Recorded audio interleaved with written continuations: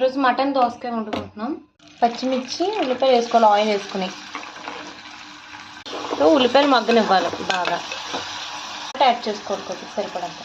మగ్గిపోయిన తర్వాత అల్లం వెల్లుల్లి పేస్ట్ యాడ్ చేసుకోవాలి. వెల్లుల్లి కూడా బాగా వేగాలి.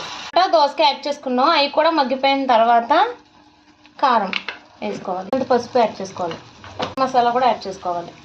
ఆల్రెడీ ఇది మటన్ కర్రీ వండిందనమాట. సో అది ఆల్రెడీ ఫ్రిడ్జ్లో నేను వండుకుంది, అది సండే వండింది. సో ఇప్పుడు అది యాడ్ చేసుకుంటున్నాం అనమాట. నైట్ బయట రెస్టారెంట్కి వెళ్ళడం వల్ల కర్రీ ఉండిపోయింది. సో ఆ కర్రీ ఇప్పుడు దోసకాయ వేసి వండుతున్నాం. యాడ్ చేసుకోవాలి. ఇప్పుడు మూత పెట్టేసుకోవాలి, రానివ్వాలి. విజిల్స్ వచ్చిన తర్వాత ఇందులాగా మొత్తం మగ్గిపోయింది. ఇందులో దగ్గరికి అయిపోయిన తర్వాత ఇంకా స్టవ్ ఆఫ్ చేసేసుకోవాలి. గిన్నెలోకి తీసేసుకుంటున్నాం.